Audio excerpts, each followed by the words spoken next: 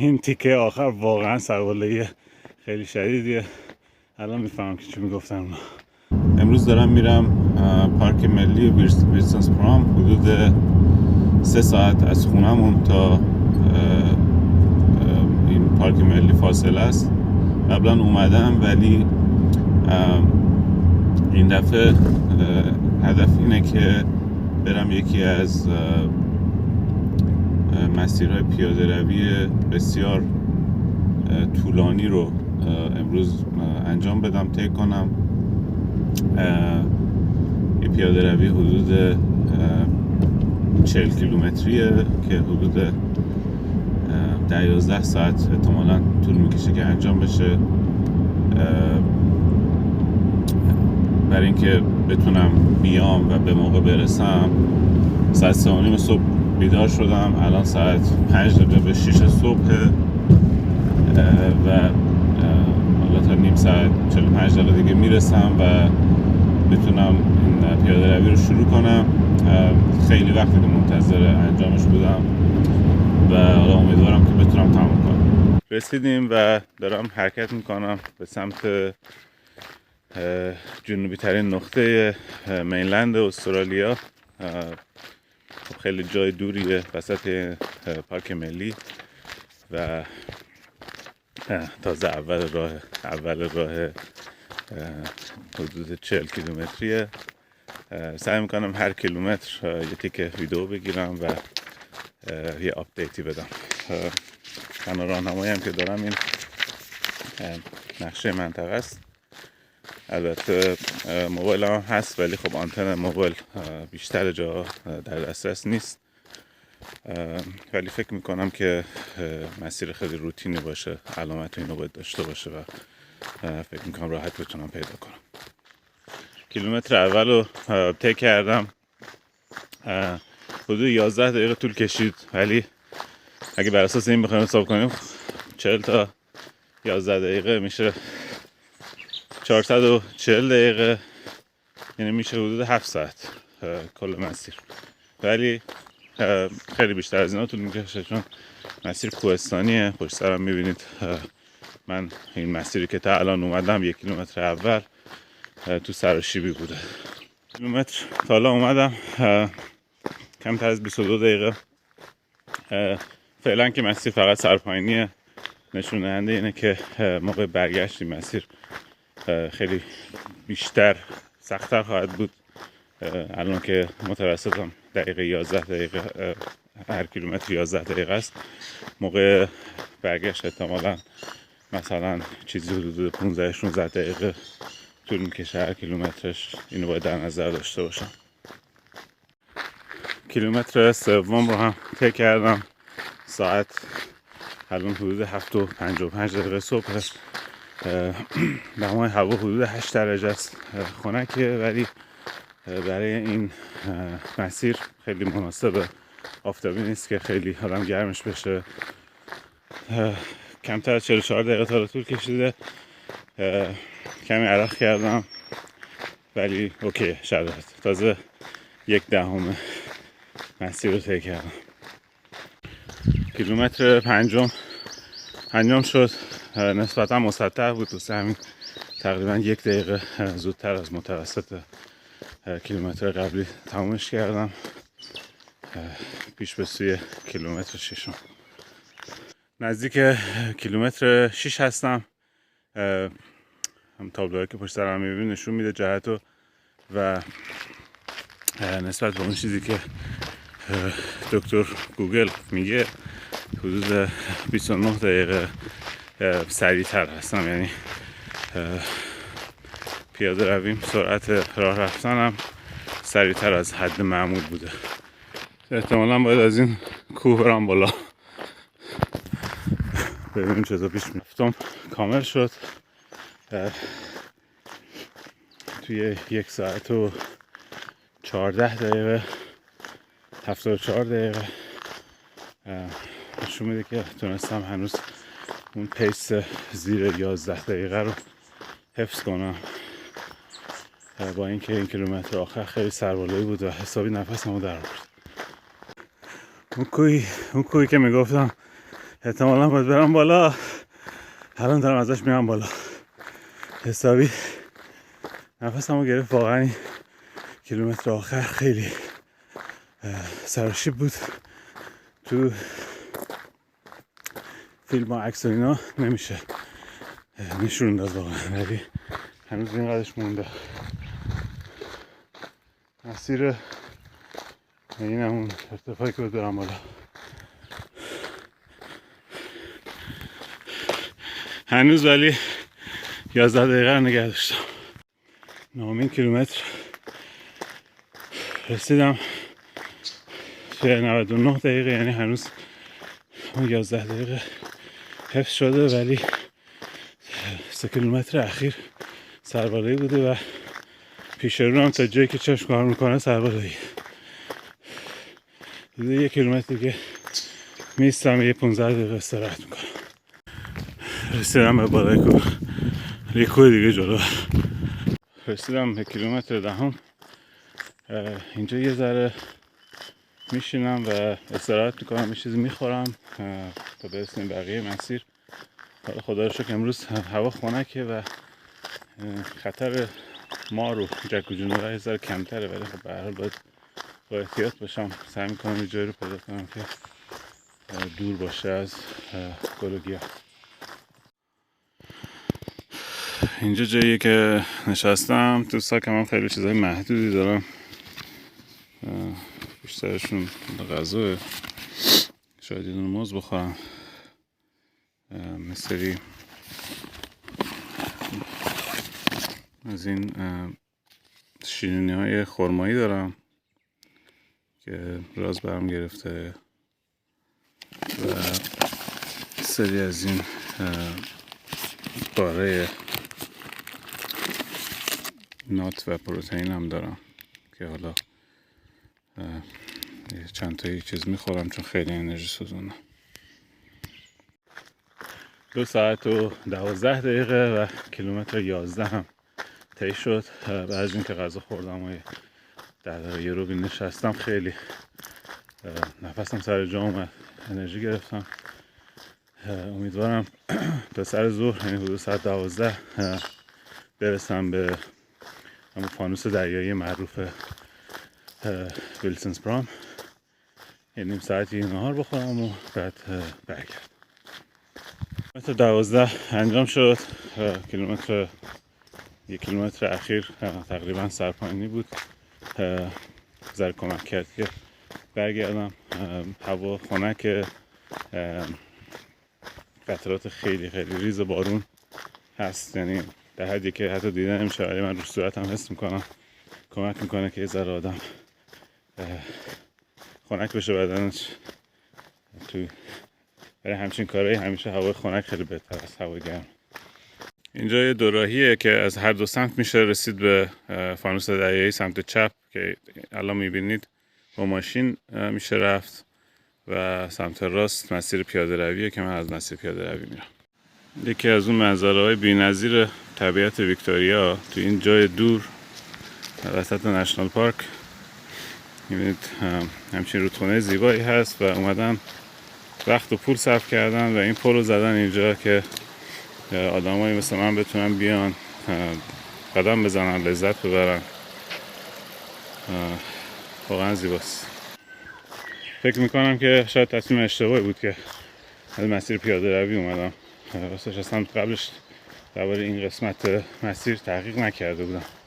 شاید اون مسیر ماشین رو بهتر بود، چون این مسیر واقعا خیلی سخت رفتنش، مخصوصا بعد از اینکه 13 کیلومتر اومدی.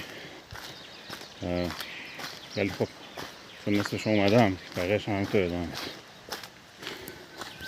اینجا دل طبیعت وحشی ویکتوریاست، یکی از جنوبی ترین نقاطش و میبینید آب زلال داره از چشمه‌های بالا دست میاد از وسط این جنگل انبوه که اصلا نمیشه دید، یعنی بیشتر از 15-20 متر رو نمیشه توش دید. ولی اینجا زیستگاه 10 ها گونه بومی استرالیاست، گونه‌های در معرض خطر، در حال انقراض، و واسه همینه که اصلا این پارک ملی ساخته شده. یکی از بزرگترین پارک‌های ملی استرالیا است. 13 بسیار کیلومتر سختی بود، همچنان هم سخت هست، همینطور هم باید برم بالا. این مسیری که من الان اومدم پایین و این همینطور ادامه داره. واقعا اینجا دیگه اصلا پیس مهم نیست، فقط این که آدم قدمش رو جای درست بذاره مهمترین چیزه. تمرکزم روی اینه که نیفتم. 2 ساعت و 50 دقیقه و کیلومتر 14. امروز فکر میکنم 4.5 کیلومتر دیگه مونده تا فانوس دریایی. یه الگوی خیلی جالبی داره، یعنی این مسیر رو میری بالا مثلا از زاویه 30 درجه کلی طول میکشه، مثلا شیب خیلی زیادیه.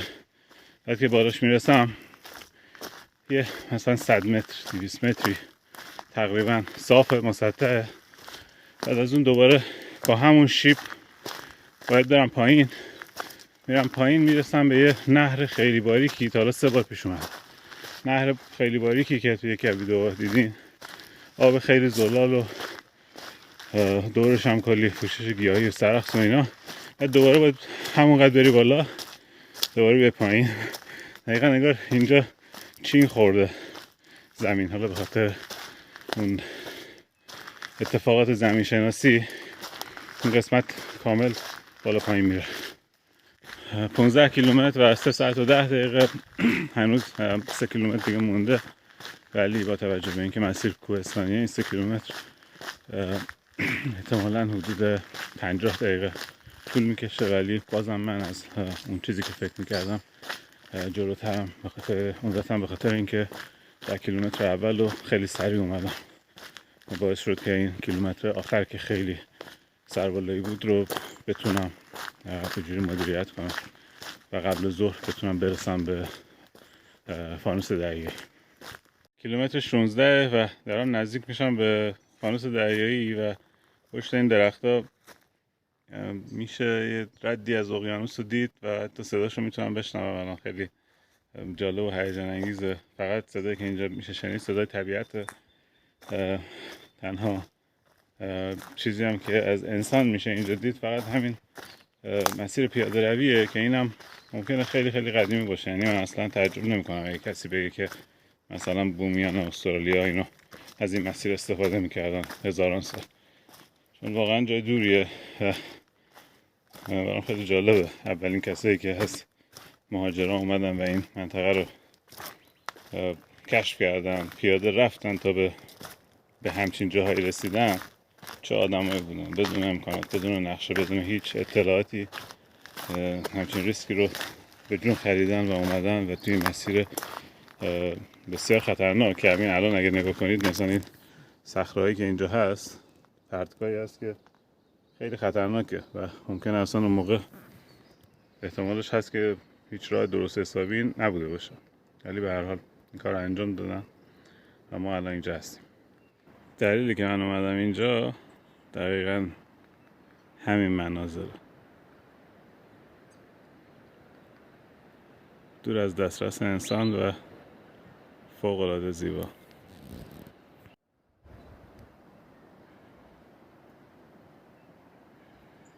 کیلومتر چیزی نمونده، فانوس دریایی رو میبینم ولی هنوز فکر کنم 1 کیلومتر راه مونده باشه بهش.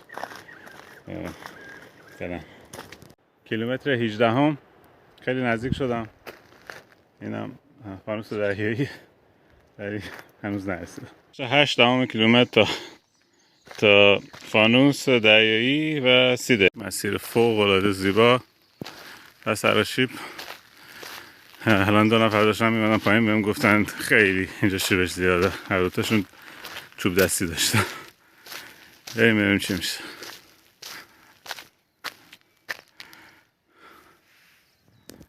عظمت این سنگ‌ها رو میبینین.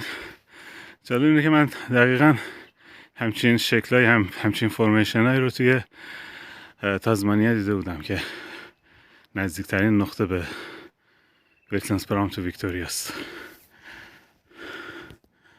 اینم هلیپدیه که با راست که پرواز میکردم چند ماه پیش اومده بودیم اینجا.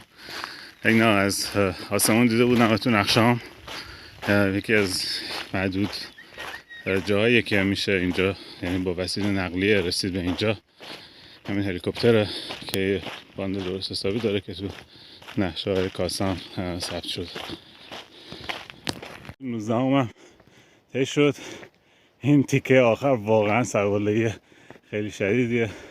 الان میفهمم که چی میگفتن اونا. فوق‌العاده سخته واقعا. یکی از سخت‌ترین پیاده روی‌هایی که من تا حالا تو عمرم انجام دادم. هم طولانی و هم بسیار سرشیب. ولی خوبیش اینه که تو اون بالا برسم واقعا ارزش داره اون چیزی که میبینم. ارزش این زحمت رو داره. رسیدم به فانوس دریایی افسانه‌ای. بالاخره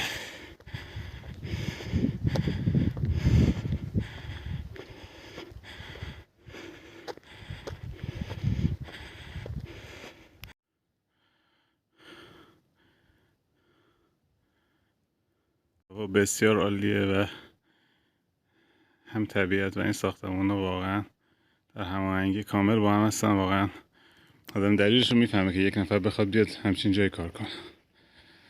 خاطر این همه زیبایی.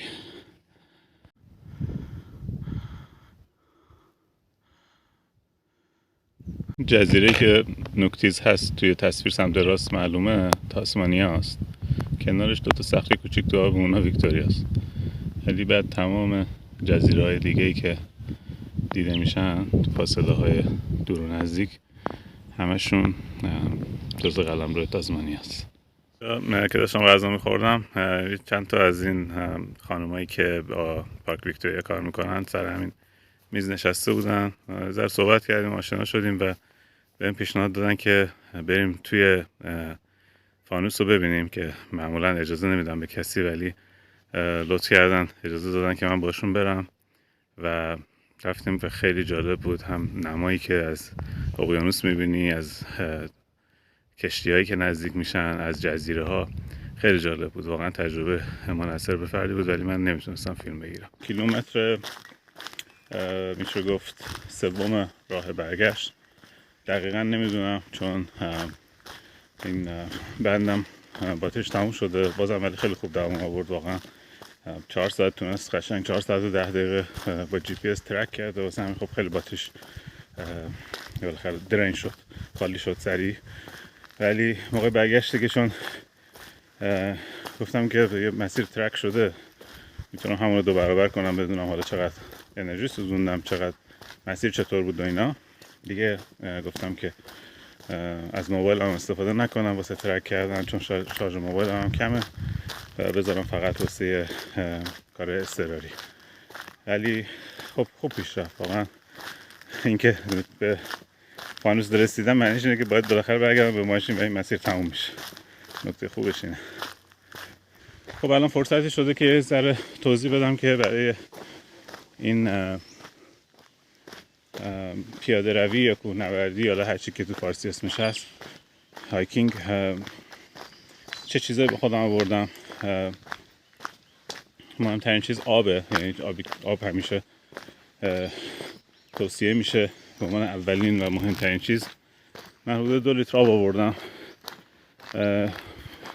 یعنی این ظرفیت رو داشت اون ظرف آبی که آوردم و به نظرم برای یه روز گرم خوب و کافیه.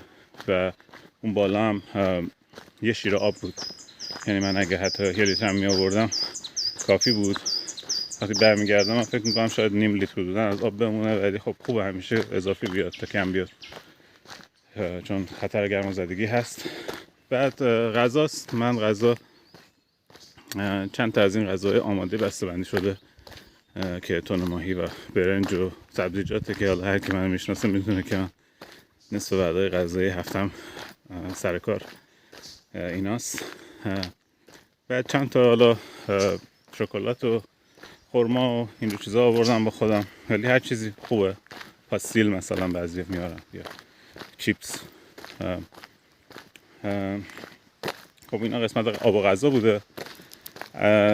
علاوه بر اون من یه دونه PLB یا Personal Locator Beacon آوردم که حالا تو ممکنه خب خیلی ندونن چیه. یه وسیله‌ای که برای رسکیو استفاده میشه اگر خطری پیش بیاد، خطر کشنده مثلا مارگزیدگی یا افتادن یا چیزی از این دست و آدم تنها باشه و دسترسی به موبایل اینا نداشته باشه، این وسیله اینو میشه فعال کرد و این یه سیگنالی میفرسته و هلیکوپتر در مثلا زمان 15 دقیقه میرسه و آدمو نجات میده. وسیله گرونیه ولی به نظر من 100% آدم باید همراهش باشه تو همچین جایی که الان قسمت اعظم مسیر اصلا آنتن موبایل ندارم و وقتی هم میاد فقط در حد اینه که تکست مسیج بتونم بفرستم، نمیشه صحبت کرد اصلا.